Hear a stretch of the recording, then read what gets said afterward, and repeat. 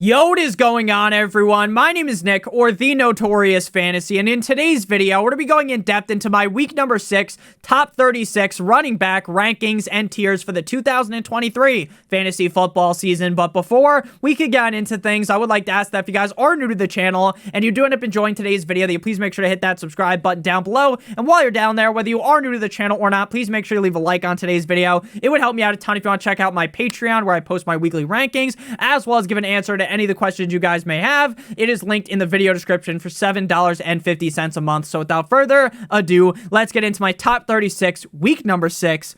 Crazy, it's already week 6. Running back rankings for the 2023 fantasy football season. We begin with the S tier at the running back position with running backs 1 through 4. All of these running backs are must-starts for the week. Christian McCaffrey is my RB1 going up against the Cleveland Browns in Cleveland. Now, I get on paper this isn't the easiest matchup on earth, and the Cleveland Browns defense as a whole is very solid. But at the end of the day, I cannot talk myself out of ranking Christian McCaffrey as the number 1 running back. Last week, he was the running back 12 in PPR, a down week for Christian McCaffrey standards. But this man has scored a touchdown in every single game of the season, and he has a grand total of 8 touchdowns. Again, even if the Cleveland Browns defense is rock hard, Viagra hard, I still genuinely believe that Christian McCaffrey could drop a 30 bomb on this defense. So Christian McCaffrey is my RB1. At number 2,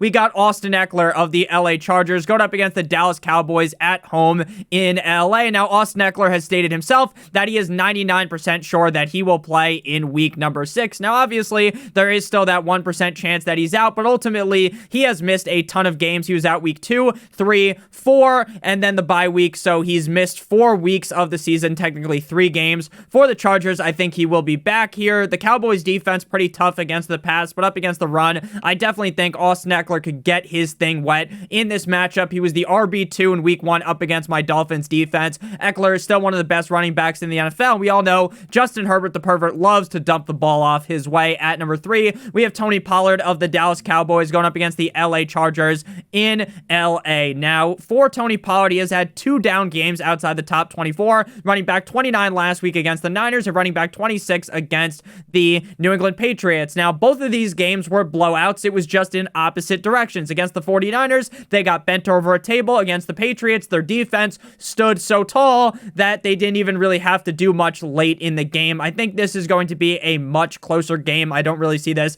being a blowout from either the Chargers or the Dallas Cowboys.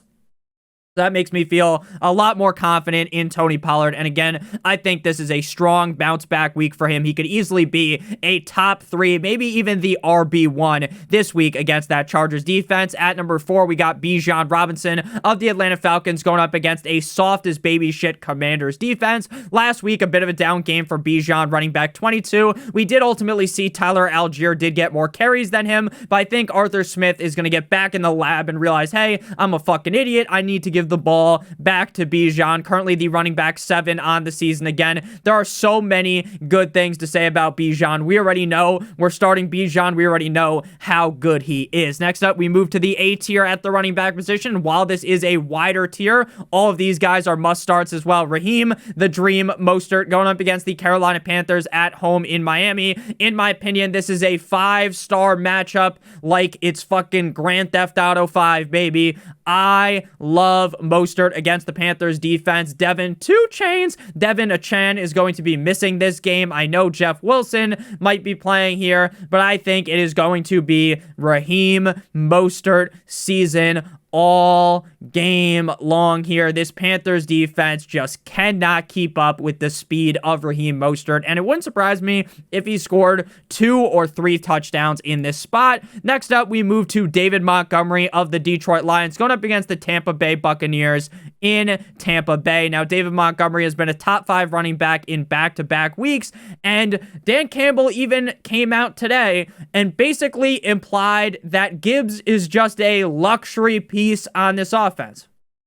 He's the side piece.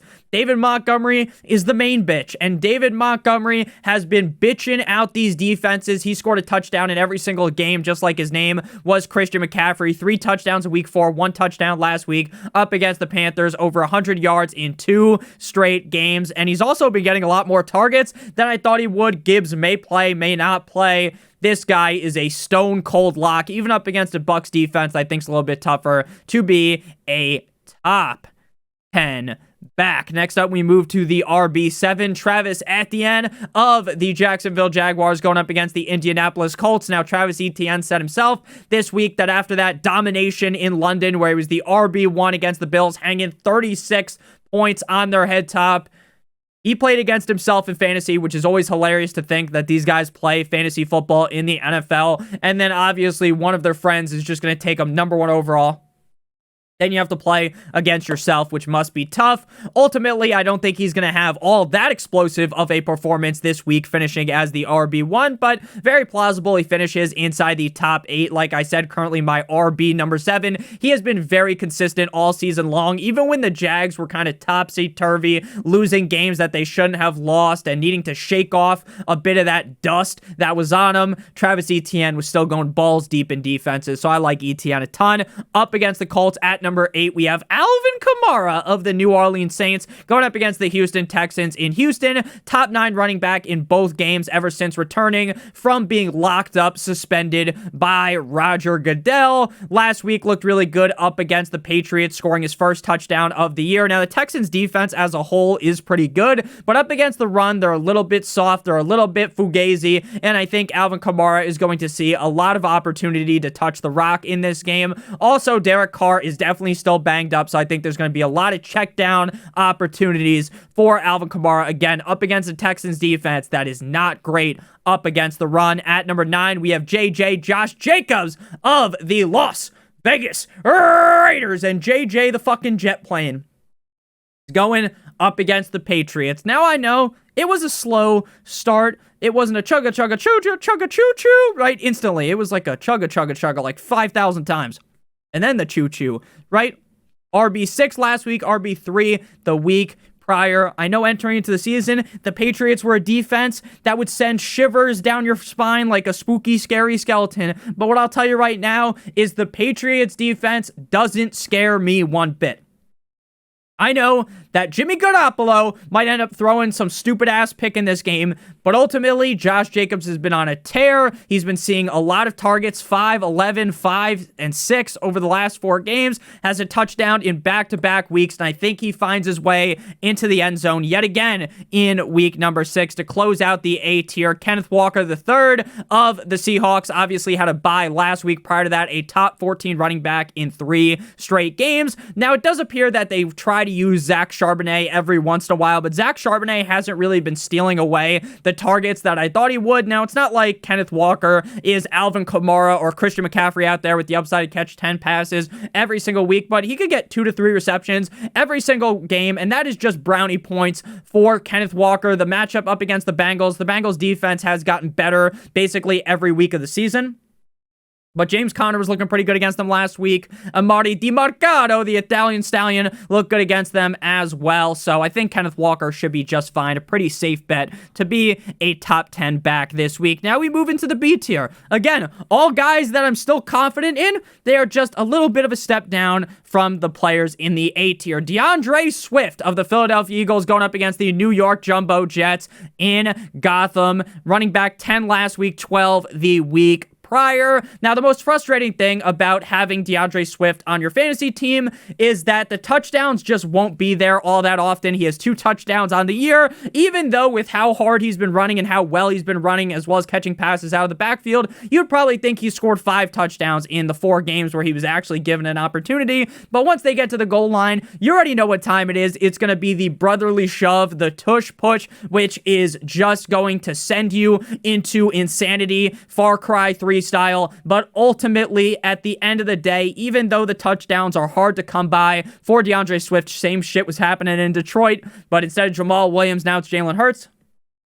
I still think DeAndre Swift is a guy with so much upside every week. The matchup against the Jets isn't a wet dream. It is far from it. It's a scary one, but I still think Swift gets it done. Running back number 12, Kyren Williams of the LA Rams going up against the Arizona Cardinals at home in LA. Now, last week was a bit of a doozy for Kyren Williams against the Eagles defense. 13 carries for 53 yards, as well as 4 receiving yards. No touchdown. Running back 32. But this is a guy who has been running back 4, 2, and 9 this season. I get some people will get their panties in a bunch and panic about Kyren Williams, but there is no panic in me, especially with a matchup here that is just mouthwatering up against the Arizona Cardinals. Out to close things out here, what I meant to say, the running back 13 to close out the B tier. Then we hop on into the C tier. A, B, C, 1, 2, 3, like I'm fucking Michael Jackson here. Isaiah Pacheco going up against the Denver Broncos. The Denver Broncos defense is so fucking bad that one of us could suit up as the lead back for the Kansas City Chiefs and run a train on this defense. Pacheco has been very reliable over the last 3 weeks. Running back 15, 6, and 12. Now, I know he started off the season a little bit slow as the running back 30 and 29, but he's really came into his own recently. Now, obviously, Jerick McKinnon's going to get play, so is CEH, and maybe one of them end up vulturing Pacheco in this spot, and it'll be a bit frustrating, but Pacheco has scored a touchdown in 3 straight games. He continues to impress me. He just looks so fucking mad at the ground when he runs. He's like a toddler stomping his feet after their parents take away his iPad or some shit. I guess that's what kids do nowadays. 4.6 yards per carry against a awful Dick Cheese Denver Broncos defense. Expect a huge showing out of Isaiah Pacheco. Next up, we move to the C tier. All guys that I'm still confident in. Once we get into the D tier, that's where things start to get gross again. They're definitely a jump down, in my opinion, from the guys in the B, A, and S tier. But you're not really pissed off if you have to start any of these guys, right? You're not really that nervous. Now, there's reasons to be nervous about all of these guys, kind of, but you're not really putting them in your lineup scared, shaking in your boots, right? Joe Mixon last week just could not get in the end zone, was given roughly a gazillion opportunities against the Cardinals, finishing as the running back 14. I've said it all season. Joe Mixon does not look like the Joe Mixon from a couple of years ago, but he doesn't look washed enough to where it's like, we're watching Joe Mixon on a retirement fucking tour out there. Running back 14 last week, 81 rushing yards, 13 receiving yards.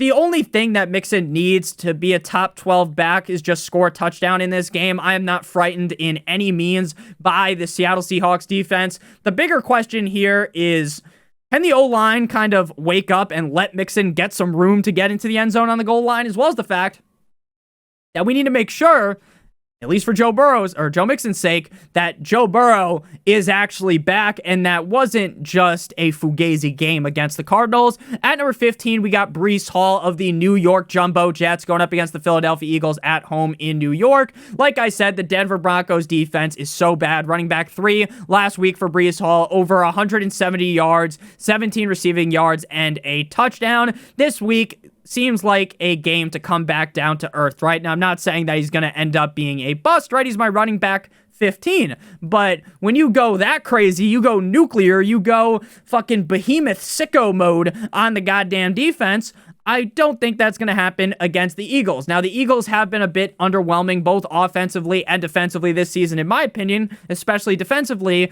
but they're still a team that's undefeated. They are still a team that should be able to handle the New York Jumbo Jets. So I'm tempering my expectations this week, but I was very happy to see that Robert Saleh ended up really taking the leash off of Breece Hall and giving him the workload that he deserves. At number 16, we got D-Rock Henry of the Tennessee Titans, Tractor Cedo, going up against the Ravens on Sunday in the morning in London. Running back 28 last week. It is very easy to understand why Derrick Henry does good in some games and does bad in other games. In game scripts where the Titans aren't getting bent over a table and smacked like a child who did something wrong, then they're able to run the ball effectively throughout the game, and Derrick Henry gets his run. But if they're down bad, they're getting shellacked, then they have to go to Tajay Spears because he's better at catching passes. So if this is a game that ends up being close, which I think will happen because it's in London, then I think Derrick Henry should do pretty good here, finish inside the top 20 pretty easily. But there are ways where things could go very wrong, right? And the Titans are, Tannehill shits the bed, throws 2 interceptions, and then they're just chasing all game long, throwing the rock to Treylon Burks, who may or may not play, to D-Hop, Chig, as well as Nick Westbrook, Ikain, all those guys. And that sucks for Henry. So we'll see how this one goes. That's kind of why I have him ranked more modestly. When he's up against bad defenses and bad teams, it's way easier to rank him inside the top 12. At number 17, we got James Let Him Cook up against the Buffalo Bills, up against the New York Football Giants at 8:20, the night game on Sunday night. Now, last week, James Cook set the kitchen on fucking fire, and Gordon Ramsay called him an idiot sandwich because this motherfucker had -4 rushing yards, 4 targets, 3 receptions, 25 yards, a doozy of a game for James Cook. But am I going to panic? Am I going to whimper around and cry? No, I'm not panicking. I got James Cook on my teams. The Giants' defense sucks donkey dick. Terrible. They could not stop anyone. James Cook should be able to hop back on the saddle here, but I will note that this does kind of reek of a game that gets out of hand, and late in the game, we see a lot more Latavius Murray and Damian Harris, so hopefully James Cook gets it done early and often. But again, I'm not really panicking about him. At number 18, we got Alexander Mattison of the cold-like Minnesota Vikings going up against the Chicago Bears in Chicago. We all know that the Bears defense is really bad against the run. Last week, Brian Robinson was a swing and a miss for the Commanders, mainly because the Bears got up to a lead. DJ Moore was dancing on their grave, and they had to abandon the run. They had to throw a lot with Sam Howell. I don't think that the Vikings are going to have to abandon the run here. Now, could the Bears beat the Vikings without Justin Jefferson? I would think so. Definitely possible. But without Justin Jefferson also means to me that they're going to rely more on the rushing attack. Only 8 carries for Madison last week against the Chiefs. Definitely should be closer to 17 or 20. Cam Akers is there, not really doing much. Like, Cam Akers didn't look great this season in LA. He's not really being taken super seriously, in my opinion, in Minnesota. Alexander Mattison, despite his early season struggles, is still the guy. He's basically a guaranteed top 20 running back, knock on wood, every single week. The upside is certainly there against the Bears. But again, Madison hasn't looked electrifying enough for me to really push him up the rankings some more. If you guys have enjoyed today's video so far, hit that subscribe button, hit that like button down below. Moving now to the D tier, where things start to get a little bit gross, where I start to grimace a little bit thinking of these names like the fucking purple dude from McDonald's. Running back 30 last week. Like I said, against the Bears, wet dream matchup, 6 carries, 10 rushing yards, 4 targets, 4 receptions, 4 for 4 like he was at Wendy's for 33 yards, running back 30. But prior to that, he was on a pretty safe roll, running back 15, 35, 1, and 15. Again, one down game should not make you panic about Brian Robinson, but I will say, I do declare that I think that the Falcons defense is a little bit better than people give him credit for. And Antonio Gibson, looking as good as he did last week, does scare me that Gibson's going to get a little bit more work going forward than we've been used to. At number 20, we got Zach Moss of the Indianapolis Colts going up against the Jacksonville Jaguars in a division rivalry matchup in Jacksonville. Zach Moss in Jonathan Taylor's return game basically shut the door right in the face of Jonathan Taylor, right? He's barely playing. Zach Moss is the RB2, 160 plus yards, 2 tugs, something light, 30 receiving yards in that game. Now, this week, I think they're going to ramp up Jonathan Taylor some more. But I don't think they're going to ramp up Jonathan Taylor to the maximum like his album just went platinum like a Drake and DJ Khaled song. So here, going up against the Jaguars, I still feel pretty confident in Zach Moss. But what I will tell you is there is that worry in the back of my head that tells me that maybe they do just go balls deep with Jonathan Taylor here. JT has a huge game and Zach Moss ends up being a big fat bust. But I will note as well that even when JT is running well, with how good Moss has looked, you're not just completely phasing him out. At running back 21, can you do something for me? Dameon Pierce going up against the Saints. Been pretty solid this year for Dameon Pierce. Started off slow, kind of hopped back on the saddle the last couple of weeks, 20-plus carries in back-to-back games. Didn't finish the highest against Atlanta as the running back 27, but we know that the touches are going to be there. The Saints defense is much better against the pass when compared to against the run. The question is, can CJ Stroud keep this as a close game, or is this going to be a blowout like what the Saints just did to the Patriots, mainly because of how great their defense was? We shall see, but the Patriots look like a team that is dead on arrival every week, and the Texans at least look like they got a little bit of fire in their belly. At number 22, we got Jonathan Taylor of the Indianapolis Colts going up against the Jacksonville Jaguars in Jacksonville. Like we just said with Zach Moss last week, it was just an ease-in process, right? Just the tip for Jonathan Taylor. 6 carries, 18 rushing yards, 1 target, 1 reception, 16 yards. Nothing crazy. I think it gets ramped up further this week. Now, I'm not fully ready to say that they're just going to go balls deep here with Jonathan Taylor, but based upon how much confusion there is at running back after the D tier, again, the D tier, it's a little bit confusing. It's a little bit suspect. But after this, it starts opening up and getting even more scary, even more frightening. I still do think Jonathan Taylor is going to have a pretty decent showing, but I will acknowledge it's pretty clear he might just get 6 points this week, right? And then they continue the slow ramp on until eventually he's a guy that's a top 3 running back weekly. Before we get on into running backs 23 through 36, the rest of the video, I would like to give you guys a quick word for our friends and our sponsor over at Underdog Fantasy. Underdog Fantasy is the best place to play NFL Pick'em in the whole entire universe. And Underdog has a great offer for you guys today that we'll be talking about in just a couple of seconds. If you don't know what Underdog Fantasy's Pick'em is and you don't know how it works, I will explain to you guys real quick. You need to make at least 2 picks from their player Pick'ems in any given game. You can do just Sunday. In today's video, we are going to do Thursday Night Football. So up against the Kansas City Chiefs, I do feel as though the Denver Broncos are going to have to throw the ball a decent amount. So we're going to go with higher than 219.5 passing yards for Russell Wilson. And then we're going to scroll down because you need at least 1 player from each team. And then we're going to go with Isaiah Pacheco, higher than 73.5 rushing yards. The Denver Broncos defense cannot stop anyone running the rock. So you need at least 2 picks. If both of these hit, you will get 3 times your entry fee. If you want to do 3 picks, it is 6 times, 4 picks is 10 times, and 5 picks is 20 times your entry fee. Again, every single pick has to hit. You can even match these with the early game on Sunday or any of the games on the Sunday slate. If you guys are new to Underdog Fantasy and live in any of these states that are on your screen right now, if you use promo code Notorious, you will get a first match deposit bonus of up to $100. So you deposit 100, they give you an additional 150, additional 50, 25, additional 25. The minimum deposit on Underdog Fantasy is $10. Again, promo code Notorious, or click on the link in the video description. If you have a gambling problem, please make sure that you call 1-800-GAMBLER. Back on into things, now we move to Saquon Barkley. Now, Saquon Barkley still listed as questionable. Wouldn't even say that he's a lock to play. Logs limited practice on Wednesday. Got to follow the injury report for him to kind of figure out what's actually going on throughout the week. Now, this team is dead. This team sucks. Who cares if Tyrod plays or Daniel Jones? This team is dead. Bad news bears. But are you ever going to really be able to sit Saquon? Because again, even through this team being dog shit, he's probably still going to find his way into the top 24 at running back. Plus, the Bills are not the best against the rush, and the Bills' defense is severely banged up. Very sad what's happened to the Bills. Obviously, never root for injuries. Sucks to see. So Saquon could have a good game here if he plays. But again, that's a huge if. At number 24, we got Javonte Williams of the Denver Broncos going up against the Kansas City Chiefs in Kansas City. Now, my personal opinion on things was earlier on in the week, hey, this game is on Thursday.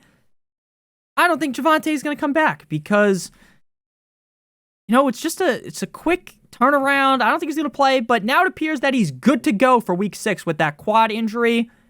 So I'm going to rank him pretty highly. He hasn't really had that blow-up game this season, but the Broncos, with Jaleel McLaughlin as the lead back, really appeared to have figured out the rushing game. Now, maybe that's just that Jaleel has some extra juice in his youth that Javonte Williams doesn't have, but I really like Javonte Williams in the draft process. I was really excited about the upside he has. Even if the Denver Broncos offense sucks, Javonte is still a key piece in this offense. To close out the D tier, running back 25, Jerome Ford, F-150, going up against the 49ers. Now, he did kind of have a sleeper game, and not like a sleeper like in fantasy when you find a sleeper. It's like, oh my God, I drafted Puka Nacua in the 15th round. I'm a fucking genius. More of a sleeper game, like, put you to sleep watching it. Now, it wasn't that bad. Running back 24, week 4 against the Ravens. Bye week 5. Now they're coming out against the Niners with more than likely Deshaun Watson out and DTR under center. The matchup scares me. The quarterback scares me.